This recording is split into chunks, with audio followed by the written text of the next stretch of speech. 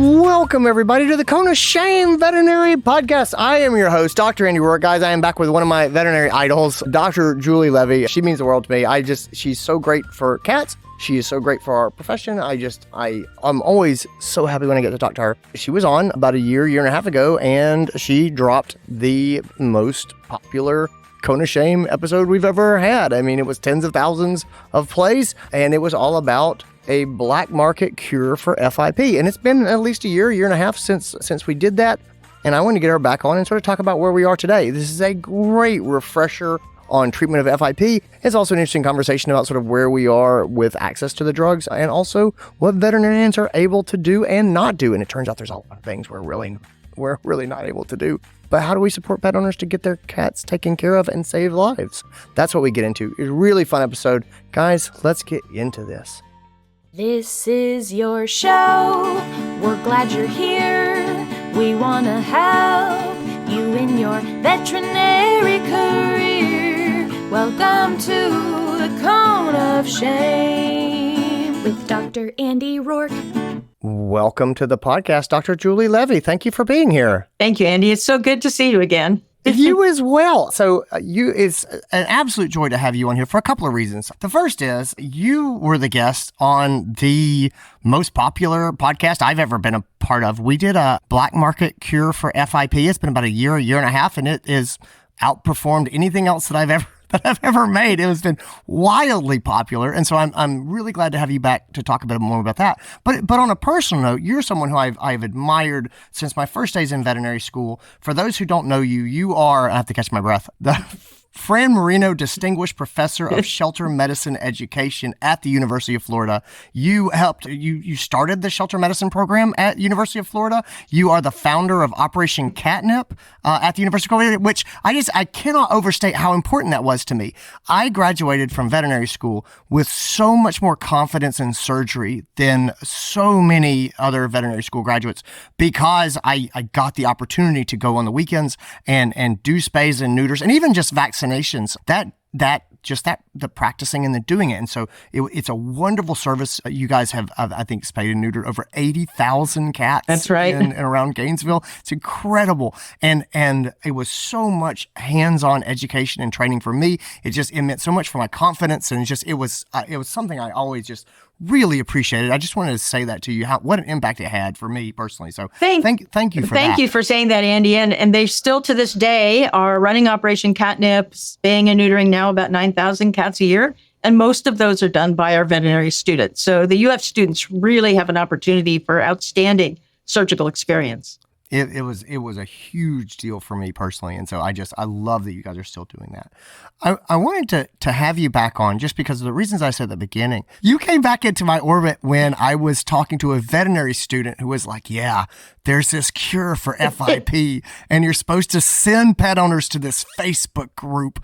And that's where, and I was like, that's not right. And I talked to you and it totally was right. I was like, oh my goodness. And so I've gotten so many questions about this sort of episode and things like that. So I wanted to sort of circle back around. Let's touch again on sort of treatment for FIP and kind of where we are. And then I want to get into the legality of this and then finally into the role of the veterinary professional in helping make this care possible. So if you don't mind, give me a high level overview of where are we with treatment of feline infectious peritonitis? Well, first off, who of us ever thought we could say cure and FIP in the same sentence? And I'm as shocked as anybody, and I'm always very skeptical of miracle cures that come along. We see them all the time. They never pan out. This one really did. Professor of mine at UC Davis, Dr. Niels Peterson, discovered antiviral drugs that cure FIP in most cats that are treated. And it turns out that one of those drugs is remdesivir, which later became the primary drug used for COVID, and then its related compound, which is known by an abbreviation called GS. Now, those drugs are bound up. They're not approved by FDA in this country. Well, remdesivir now is approved for use in people, which means it's also approved for use in animals. And then GS, which is more popular and more affordable, is not approved in the US, and it is bound up by intellectual property laws, by patents.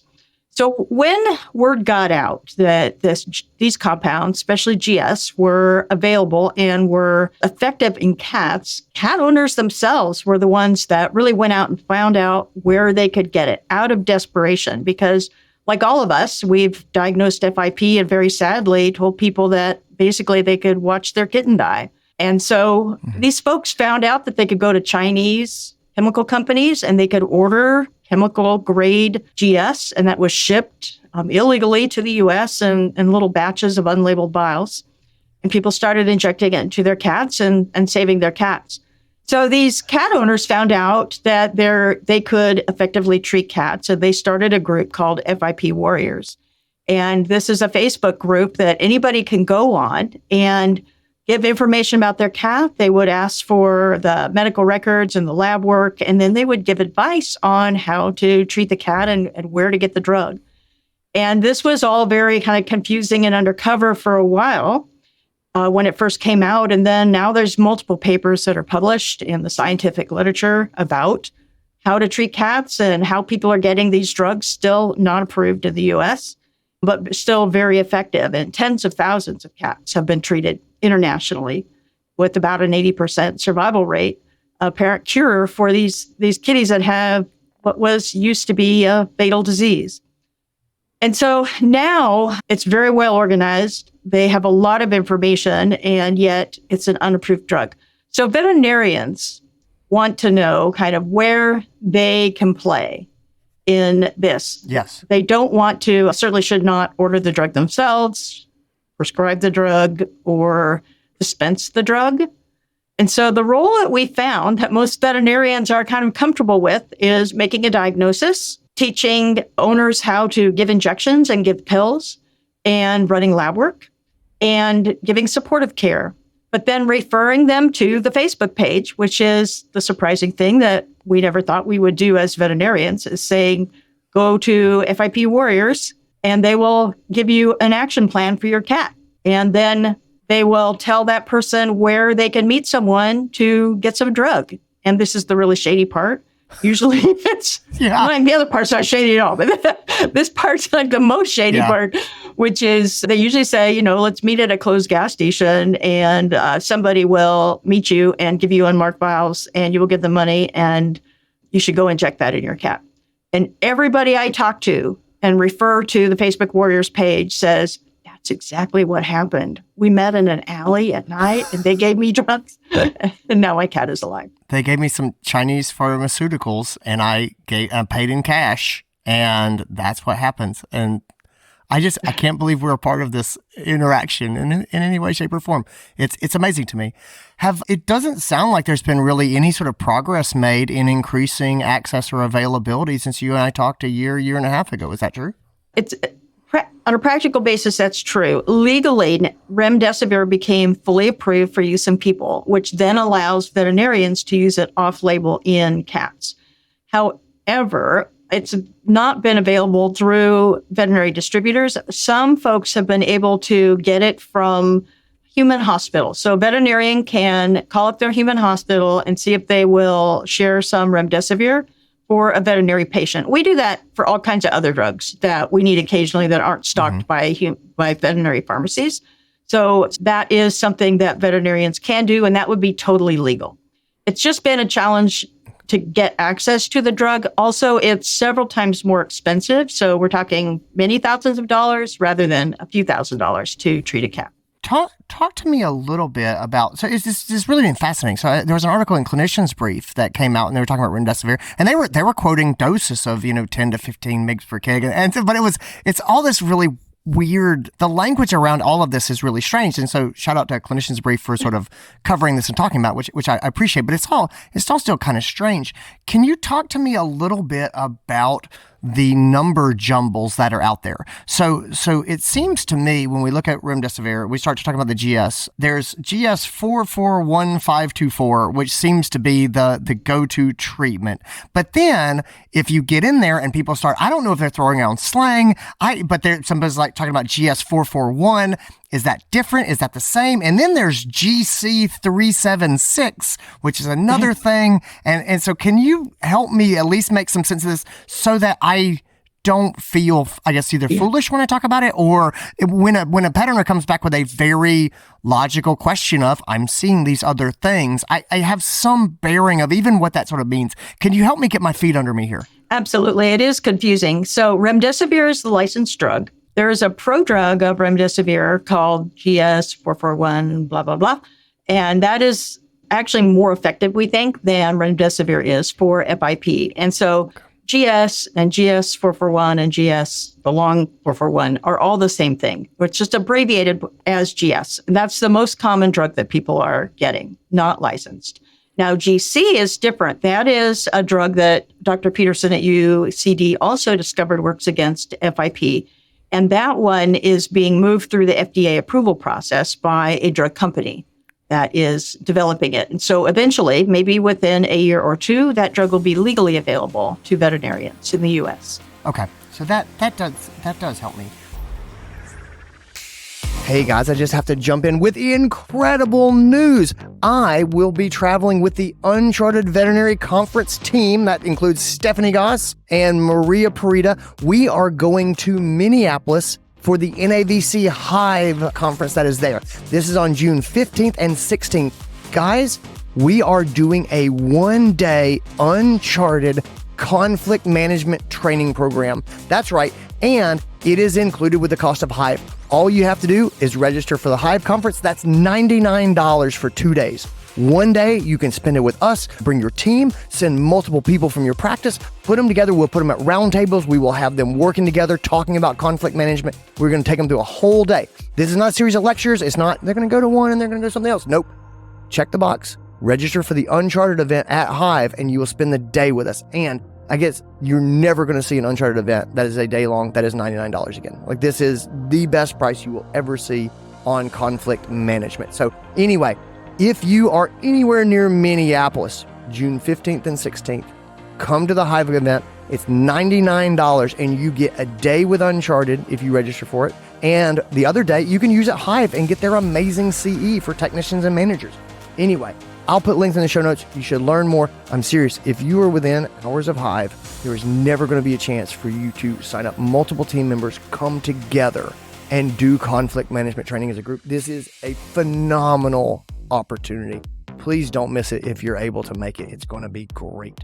Let's get back into this episode. We've talked a little bit about what the veterinarian's role is. It seems like it's pretty darn hands off. There's just not a lot to do here. When I'm checking blood work, things like that, Julie, can you give me any guidance on kind of what I'm looking for here, as opposed to just saying, here, take this blood work back to a Facebook group like that? It feels terrible. Feels weird. It feels bad. Can you give me at least some buoys, in the passageway that I can kind of mark where I'm going? So it's really interesting because this group is very data driven. So they've collected tens of thousands of sets of data, and they've followed the cats over time, and they've noticed which ones have relapses or don't respond, what kinds of FIP need higher doses of drug. So kind of from a baseline, there's a regular FIP, wet FIP, it's probably the best one. So that's going to start off at about 10 milligrams per kilogram, and then higher doses right from the start for cats that have FBLV or cats that have neurologic or ocular sites, because those are a little harder to get drugs into those sites, the CNS and the eyes. So right from the start, they get a higher dose. They also will start right from the start on injectable, because that's going to be more effective and better bioavailability. Then often they will switch to pills when cats are more stable and they're recovering, because that's a little less stress on the cat to get the pills rather than the injections, which are pretty stingy. Now, the blood work that you're going to follow, there's a few things that really do usually start out abnormal and then normalize if the cat is responding. The most important one is the albumin to globulin ratio. Most cats with FIP, but not all, will have a very low albumin to globulin ratio. And as they're responding to treatment, you just see that go back to normal. Also, they often have a high white blood cell count, high neutrophil count, low lymphocyte count, and they're often anemic as well. And all of those in the responding cats just track towards normal. And they don't stop treatment until they are solidly normal. So they might recommend extending treatment if the lab values are still abnormal. What's the general? I know this is going to vary with the type of FAP and the specific kitten. What are we talking about from a timeline here? I mean, I know a lot of the research that was done, we're looking at 6 months out and things like that. If I want to try to set some expectations, or even just kind of understand what sort of a process the pet owner is getting into, what is it? What is a reasonable sort of ballpark timeline? So the current therapy is 84 days of daily medication, followed by 84 days of observation. And there's some blood work that is done during the observation period so that you can tell if a cat is falling back and needs to be restarted on medication. What we've learned over time is that the vast majority of cats that survive a week are going to live. And so, and even really 4 days, if they're still alive within 4 days of treatment, most of them are going to go on and live. So if you are on the fence or a client is on the fence about, is it worth it? How will I know if my cat will respond? That very early response is very predictive of how the cats would do. So I would recommend for most people, give it a shot, give it a week and see how the cat responds. And usually it's dramatic. Again, it kind of defies logic that these cats can go from death's door sometimes, unable to stand, unable to eat. And within a couple days, they're already markedly improved. That's phenomenal. Thank you so much, Julie, for being here and for talking through this stuff with me. I always love it. You are such a wealth of information. I just really appreciate your time. If there are people who want to learn more, are there resources out there that you really recommend, places that you like? Yeah, and I hate to be the person that says go to Facebook, but FIP Warriors is an incredible source of information for cat owners to go to. Now, there's also a FIP Warriors for Veterinarians group, and I like that one because that is only veterinarians talking to each other and reviewing lab work and helping each other kind of navigate the guardrails of where they can practice. So I recommend that one. We also have on our shelter medicine website, we have a whole section on research that we've done and clinical trials that are going on, and there's also some links to websites that are specifically focused on the veterinary aspect of treating this for veterinarians. That sounds great. I'll put links to all that down in the show notes and get everybody set up. Julie, thank you so much for all you do for cats. Thank you so much for what you do for vet students like myself back in the day. You were just a joy. Guys, thanks for listening, everybody. Take care of yourselves, gang. Thanks, Andy.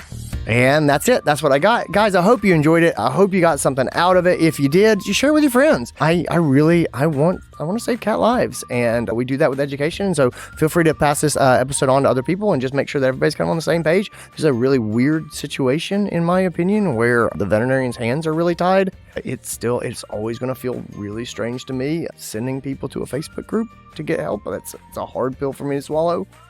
But I think that's where we are right now. And so anyway, make sure you help me spread the word. All right, guys, take care of yourselves. I'll talk to you later. Bye.